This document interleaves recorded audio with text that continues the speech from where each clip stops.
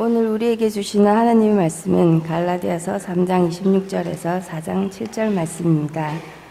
너희가 다 믿음으로 말미암아 그리스도 예수 안에서 하나님의 아들이 되었으니 누구든지 그리스도와 합하기 위하여 세례를 받은 자는 그리스도로 옷 입었느니라. 너희는 유대인이나 헬라인이나 종이나 자유인이나 남자나 여자나 다 그리스도 예수 안에서 하나이니라. 너희가 그리스도의 것이면 곧 아브라함의 자손이요 약속대로 유업을 잃을 자니라.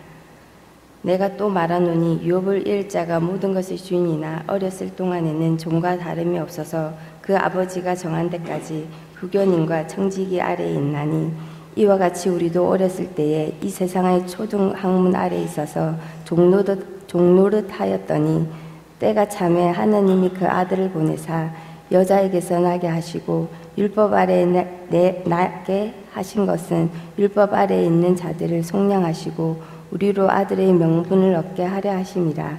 너희가 아들이므로 하나님이 그 아들의 영을 우리 마음 가운데 보내사 아빠 아버지라 부르게 하셨으니라.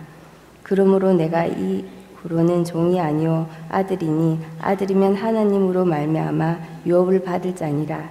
이 말씀은 살아계신 하나님의 말씀입니다. 아멘.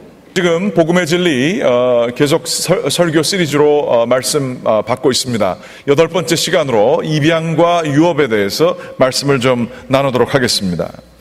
오늘 말씀해 보게 되면 우리는 이 복음의 결과가 뭐냐, 복음에 나타나는 우리 가운데 나타나는 그 변화가 뭐냐 하면, 복음이 저희에게 주는 가장 즉각적인 결과는 예수 그리스도를 믿게 될 때에 우리의 영적인 하나님의 질서 가운데의 법적인 위치가 바뀌어지게 되는 것입니다. 예전에는 그저 하나님을 모르고 사는 사람들이었다가 이제는 예수 그리스도로 말미암아 저희들이 하나님의 자녀가 되게 되는 정체성의 변화가 일어나는 것이 바로 믿음의 즉각적인 결과다, 이렇게 볼 수가 있습니다.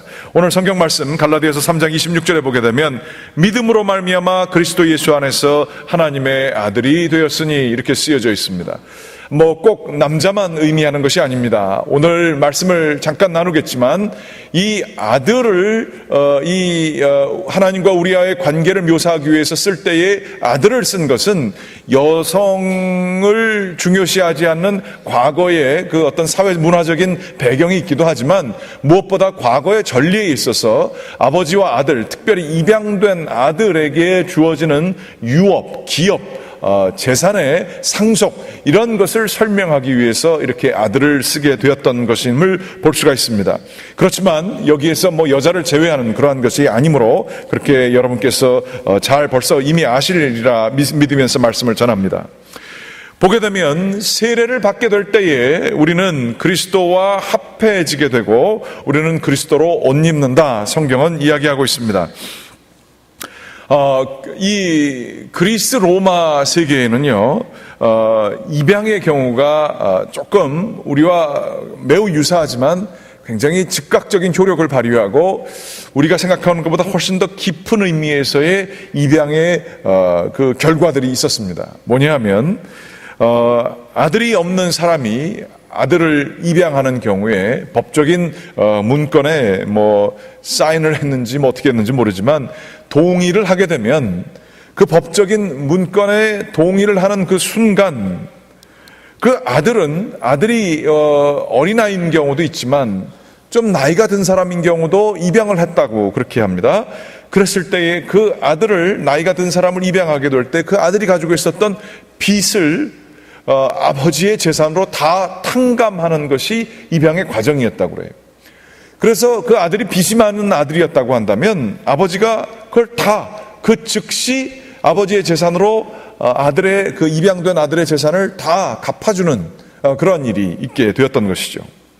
그런데 또 반대로 그 아들이 재산이 좀 있었다고 한다면 그 소유가 다 아버지에게로 복속되어지는 그러한 일도 있었다 하는 얘기입니다. 상호적인 것이죠.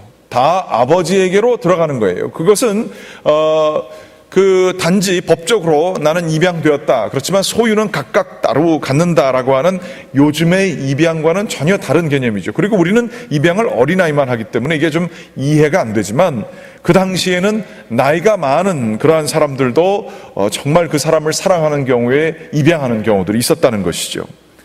그러면서 그 모든 재산이 아버지께로 복속되어지고 아니면 아버지가 그것을 탕감해주는 일이 있었다는 것입니다. 뿐만 아니라 아들이 입양되었을 때에 그 사람은 과거에 살던 삶의 방식이 있었을 것입니다.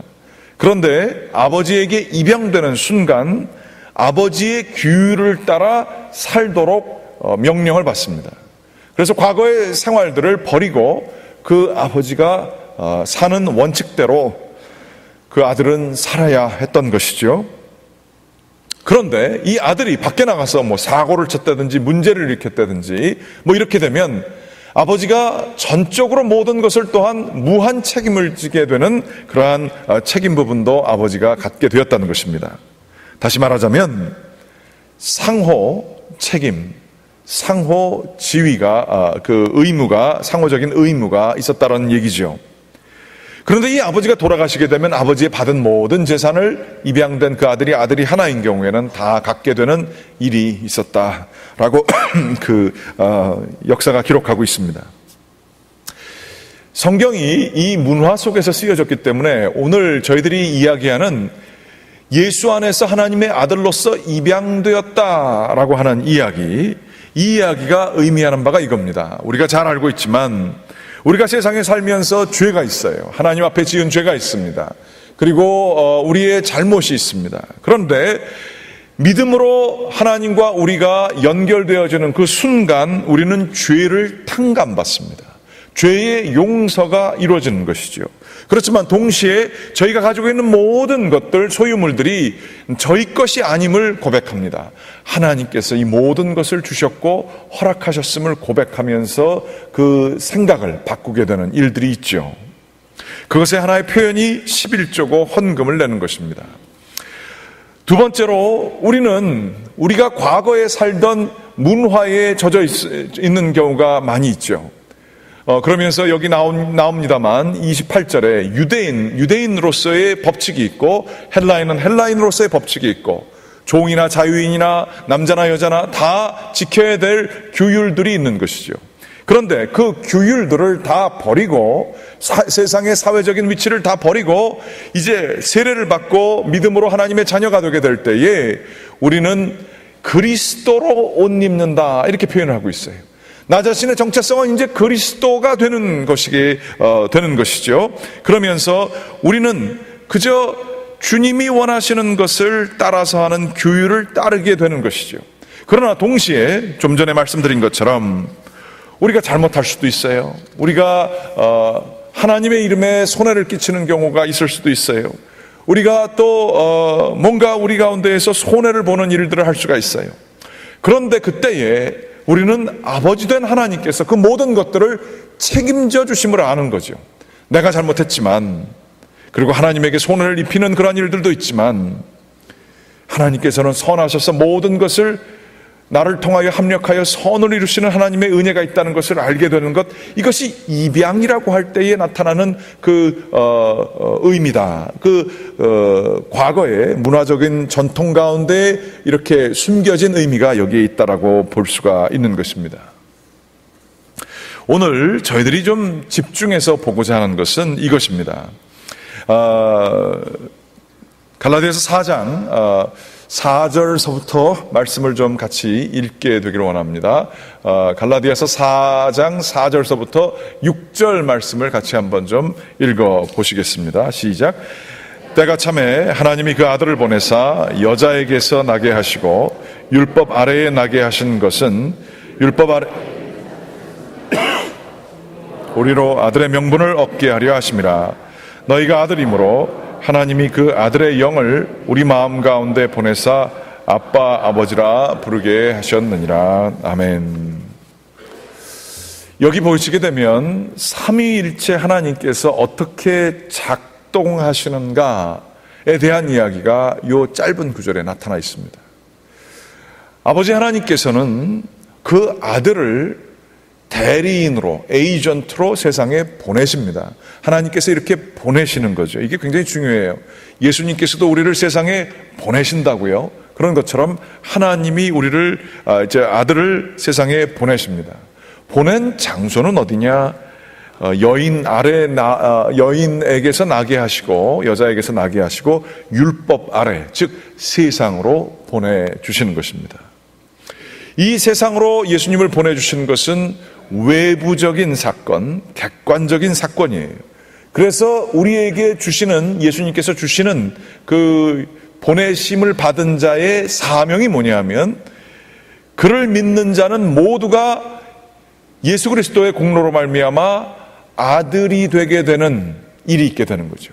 여기 오늘 말씀 5절 말씀에 아들의 명분을 얻게 된다. 법적인 위치가 바뀌어지게 되는 거예요. 이렇게 된 것이 바로 예수 그리스도께서 보냄을 받으사 우리에게 주어주신 사명이고, 또한 예수를 믿는 자들은 지금도 그렇게 되게 되는 것이죠. 그래서 우리는 이 세상에 버려진, 우연히 존재하게 된 그러한 진화를 통하여서 아무런 목적 없이 우연하게 세상에 던져진 존재로서의 사람이 아니고, 우리는 하나님의 자녀로서 살게 되는 법적인 영적인 위치를 차지하게 되는 것이죠. 그게 바로 아들의 명분을 우리로 하여금 받게 하시게 하시는 예수 그리스도의 사역이었던 것입니다. 그런데 우리가 교회도 다니고 막 다 그러면서 이 교리를 다 알죠. 예수님 믿으면 하나님의 아들이 되고 하나님의 딸이 되는 것을 다 압니다. 하지만 과연 이것을 느끼느냐 하는 거예요. 이것을 느낄 뿐만 아니라 누리느냐 하는 것이죠. 우리가 영주권에서 시민권 이렇게 받고 하잖아요. 그런데 여러분은 모르겠지만 저는 정말 차이를 모르겠어요. 여전히 한국 사람 같고요. 한국에서 일어나는 일들이 더 저에게 중요하지, 미국에서 일어나는 그렇게 마음을 쓰지만 그렇게 중요하지 않는 것 같아요. 그런데도 법적으로는 저는 이 미국 사람입니다. 미국 사람이기 때문에 미국을 위해서 좀 더 기도하고 신경을 좀 더 많이 써야 돼요. 미국 사람이에요. 근데 미국 사람인 것을 그렇게 느끼지는 못해요.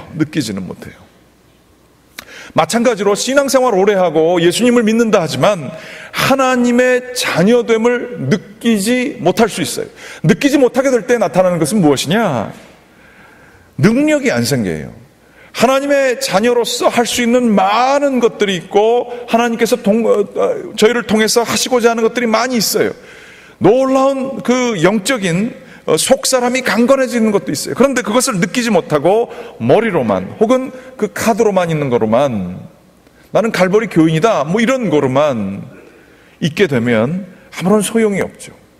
이건 아주 좋은 차를 가지고 있으면서 그 차를 몰지 않고 고작 해봐야 그 차 안에서 에어컨 틀고 음악 들고 이거 하는 거랑 비슷한 거예요. 하나님께서는 저희에게 아들이 되는 명분을 주셨어요. 하나님의 아들로서 삼아주신 것이죠. 그런데 성경에 보게 되면 하나님께서 하시는 사역은 이것으로 끝나는 것이 아닙니다. 6절에 보시게 되면 아들의 영을, 이제 우리가 아들이 되었으므로, 하나님의 자녀가 되었으므로 하나님의 영, 아들의 영을 저희에게 보내주시는 것이죠. 영도 보내주십니다. 거기에는 목적이 있습니다. 어디에 보내주시느냐? 이것은 우리 마음 가운데, 6절에 보시면 써있죠. 우리 마음 가운데 보내사, 이렇게 쓰여져 있습니다. 이 사건은 외적이고 객관적인 것이 아니라 내적이고 주관적인 그러한 사건이지요. 그것을 통해서 성령님께서는 우리 마음 가운데에서 우리가 하나님의 자녀인 것을 경험하게 해주십니다. 느끼게 해주십니다. 머리로만, 바깥에서만 이루어지는 것이 아니라 안에서부터 경험하게 해주시는 것이죠.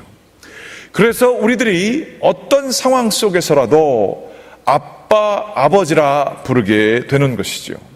이 아빠, 아버지, 아빠라고 하는 얘기는 우리들도 어린아이들이 아빠라고 쓰고 있지만 어린아이들이 아버지를 불렀던 그 내용입니다. 어린아이들은 아버지만 있으면 모든 것이 다 될 거라는 생각들을 가지고 있죠.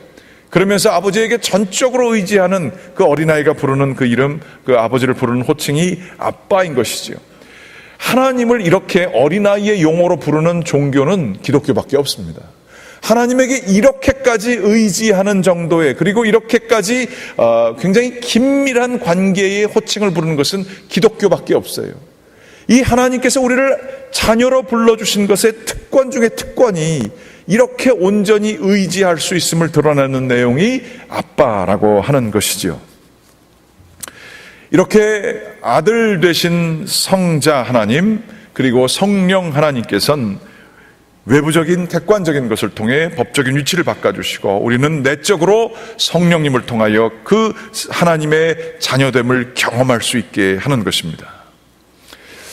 돌아온 탕자의 비유, 누가복음 15장에 보게 되면 탕자가 아버지께로 나아오려고 마음을 먹습니다. 아들이 이르되, 아버지, 내가 하늘과 아버지께 죄를 지었사오니 지금부터는 아버지의 아들이라 일컬음을 감당하지 못하겠습니다. 그리고서 몇 절 이전에 보게 되면 저를 아들로 여기지 마시고 품꾼으로 여겨주시옵소서, 이렇게 얘기를 합니다. 어떤 신학자는 이것을 좀 깊게 분석을 하면서 이 아들이 회개를 하면서 돌아왔지만 그 회개가 온전하지 못할 뿐만 아니라 하나님이 누구이신지, 아버지가 누구이신지를 제대로 알고 있지 못하다, 이렇게 얘기를 합니다. 그 이유는 다음과 같습니다. 첫째, 자기의 아들됨은 자기가 노력해서 얻은 게 아니에요. 아들이라 일컬음을 감당하지 못하겠나이다. 이게 굉장히 겸손해 보이고 죄가 있는 이 아들이 자기의 부적합함, 자기의 죄성을 고백하는 그러한 모습이라고도 볼 수 있지만, 이 이야기는 곰곰이 따져보면 자기가 아들이 된 건 아버지 때문에 아들이 된 거예요. 아버지 없이는 이 세상에 존재할 수가 없었던 것이죠. 그거를 자기가 뭔데 아들을 감당하지 못하겠다고 얘기를 합니까? 즉 아버지의 절대적인 주권을 자기가 겸양의 표현이기도 하지만 어떤 면에서는 영역 침범을 하는 것이죠. 두 번째로는 이 사람이 지금 이 돌아온 탕자가 얘기하는 것이 마음을 쓰는 게 품꾼으로서 먹고 살기 위해서 왔어요.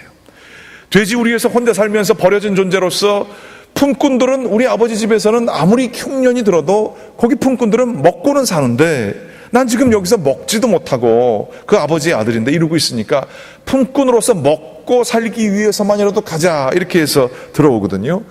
관심이 먹고 사는 거 있는 거예요. 그런데 그 사람의 진정한 세 번째 오류는 뭐냐면, 자기 아버지의 선하심과 아버지의 풍요로우심과 아버지의 자신에 대한 사랑을 전혀 인식하고 있지 못한 거라는 거예요. 그리고 듣고 보니까 좀 그런 것 같으시죠? 돌아온 탕자가 아버지가 누군지를 전혀 몰랐어요. 이 회개가 온전하지 못했던 거예요. 우리들도 그렇습니다. 신앙생활을 하지만, 신앙생활 몇십 년 하지만 하나님이 나의 아버지시라는 것에 대해서 입으로도 얘기를 하지만 그것을 제대로 느끼지 못할 때가 많이 있어요. 하나님한테 고장 나올 때가 힘들고 어려울 때예요. 그리고 하나님 앞에 나와서 하는 얘기인 즉슨, 하나님 이 문제만 좀 해결해 주세요. 이건 내가 감당하지 못하겠습니다. 하나님께서 그거 가지고 뭐라고 그러시지 않지만 우리의 회개는 완전하지 않습니다. 하나님 이것만 도와주시면 제가 앞으로 열심히 해서 하나님께 잘해드릴게요. 하나님하고 장사하십니까? 어떤 분들은 그런 분들 계세요. 교회 내가 나오는 거를 목사님은 감사해 하십시오, 이런 식으로 대하는 분들이 있어요. 제가 감사는 해요. 그거 가지고 뭐라고 그런 건 아니에요. 근데 교회 나오는 거는 제가 이익을 봐서 교회 나오게 하는 거 아니잖아요. 원칙적으로 그렇잖아요. 새벽 예배 나오시면 제가 인생이 펼쳐집니까? 여러분 예배 나오시면 제가 뭐가 이렇게 달라집니까? 또 거기서 이제 속생각하시는 분이 있죠. 내가 헌금을 내면 그게 당신한테 가잖아, 이렇게 얘기하실지 몰라도 다 그렇게 생각하셨잖아요, 그죠? 예. 근데 원칙적으로 하나님을 믿는 거는 이거 누구 도움 주려고 하는 거 아니에요. 뭐 하다가 얘기가 여기까지 갔는지 모르겠습니다. 이 아들이 아들로서 자기가 가진 거가 뭔지를 몰라요. 그저 원하는 거 받으려고 아버지한테 간 거예요. 하나님께서는 우리의 좋으신 아버지고요. 우리가 아들 된 거는요, 우리가 잘나서 된 거 아니에요. 우리가 뭐 해서 된 거 아니에요. 하나님께서 우리에게 믿음을 주셔서 우리가 자녀가 된 거예요. 이거는 놀라운 영적인 말로 할 수 없는 변화입니다. 시민권 가진 사람은 잘 몰라요. 저절로 쉽게 받은 사람은 몰라요. 미국에서 정말로 이 불법 체류자로 살면서 그것을 가지기 위해서 수고하는 사람은 그게 뭔지를 너무너무 잘 알아요. 그게 얼마나 중요한지 잘 알아요. 쉽게 받은 사람은 몰라요. 마찬가지입니다.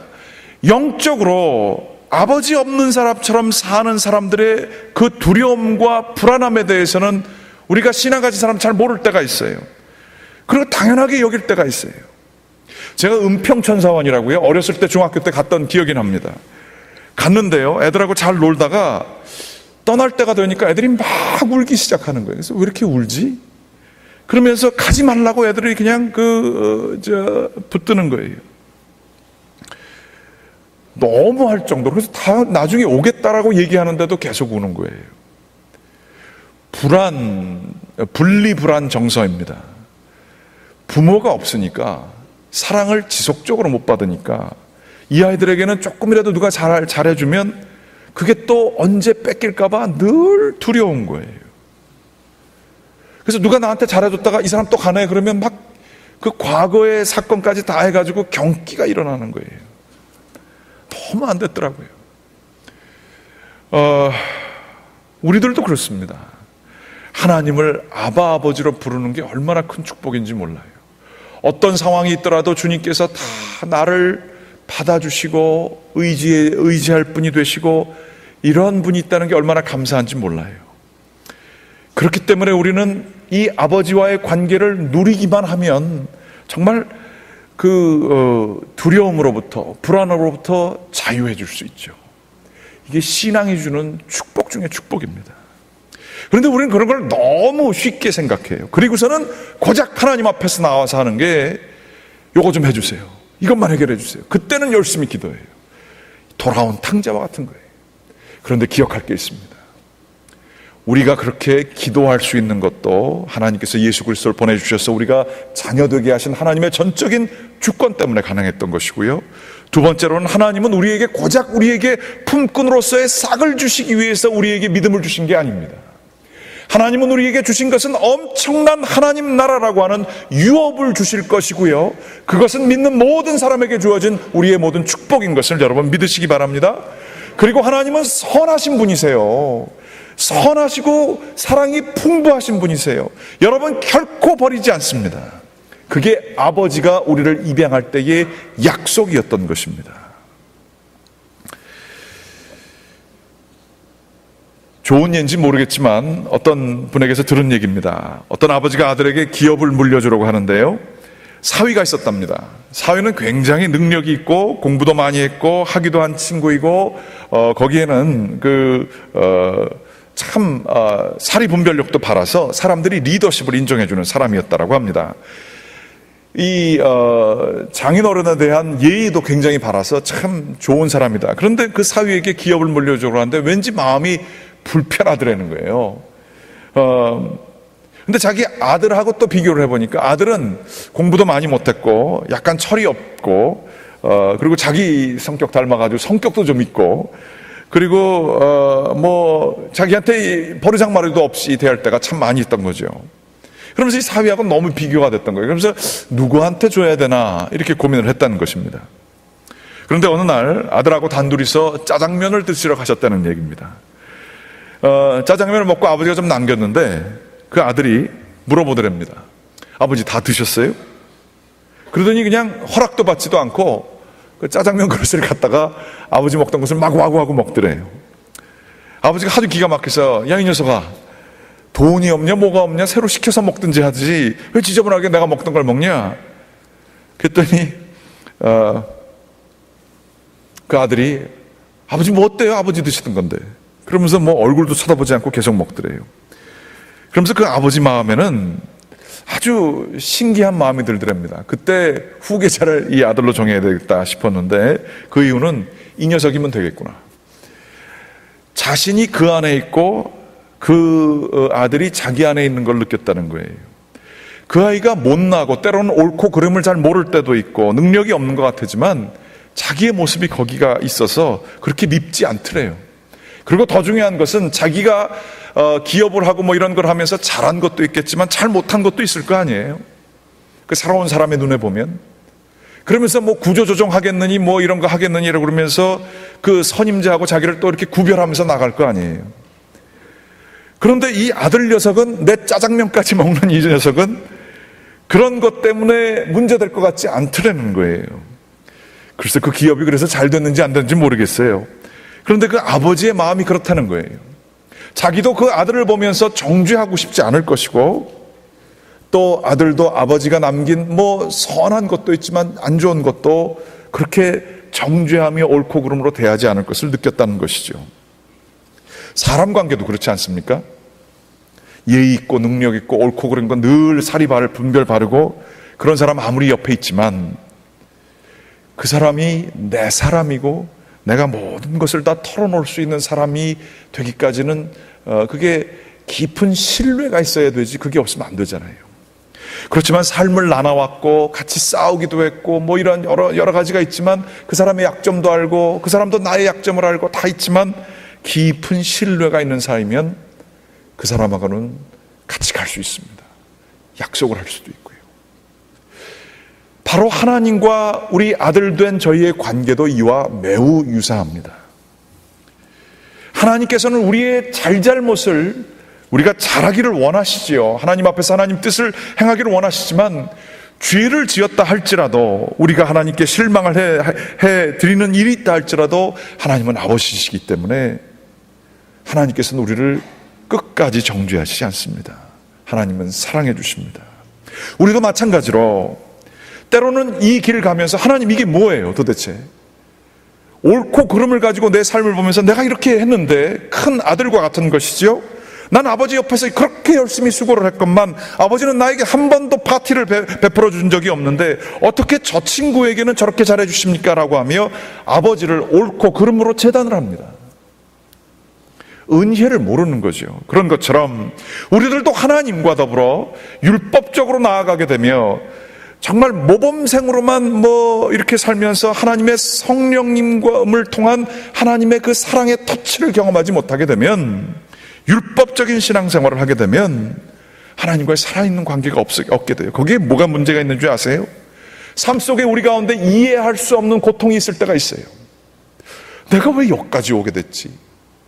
이 의미가 뭐가 있지? 도대체 이해할 수 없는 일들이 많이 있어요. 하나님이 신뢰가 안 갈 때도 있어요. 그런데 하나님이 아버지이시고 하나님이 내가 정말 모자랄 때에도 나를 만져주시고 나에게 붙들어 주신 분이심을 경험한 사람이라면 그는 아버지를 따를 수 있을 것입니다. 우리 삶 속에 이런 아버지를 알고 따른다는 것은 얼마나 큰 축복인지 몰라요. 하나님을 그렇게 믿게 될 때 얼마나 큰 축복인지 몰라요. 이 둘째 아들이 돌아왔을 때 밥만 먹여주세요. 품꾼 되겠습니다. 아버지의 선하심을 모를 때 아버지는 맨발을 신고 맨발을 가지고 나가셔서 그 아들, 말도 안 되는 소리 하는 아들을 뭐라 그러시지도 않고 그에게 키스를 해주십니다. 성령님이 하시는 일이에요. 성령님께서 우리가 기도하는 가운데 삶 속에서 역사하실 때가 있어요. 여기 경험 많으신 분들 있으시죠? 성령님의 키스를 받아본 사람, 그게 뭔지 아시죠? 믿음 생활하면서 기도하면서 눈물이 흐르도록 하나님께서 역사하시는 그것이 뭔지 아시는 분 계시죠? 모르시는 분들 있으면 그것을 사모하십시오. 그게 있습니다. 하나님께서 임재하시게 될 때에 우리에게 정말로 그 스윗한 게 있어요. 그리고 그것을 이렇게 자꾸 찾고 나가야 오지요. 저희도 집도 그래요. 저희 큰 딸은 딸인데도 얘는 그냥 이렇게 뻣뻣해요, 얘가. 근데 우리 둘째 아들은 그냥 오면은 그냥 아버지 오면 가서 아직도 3학년인데도 제 볼에 뭐 이렇게 막 뽀뽀하고 막 이러고 돼요. 그러면 이 남자 녀석이 이러다가 이게 어떻게 되겠나 싶어도 그렇게 할 땐 너무 좋아요. 하나님께 그런 마음을 드리게 되면 하나님도 여러분을 이렇게 만져주십니다. 하나님 앞에 성령으로 나와 하나님 저 좀 만져주세요. 저 너무 지쳤어요. 하나님 어떻게 해야 될지 모르겠어요. 아빠, 아버지, 부르게 될 때에 주님은 우리를 만져주십니다. 성령님은 내적으로 우리 가운데의 경험으로 다가오시게 되는 거죠. 그럴 때 우리는 아들됨을 누리게 되는 것이고요.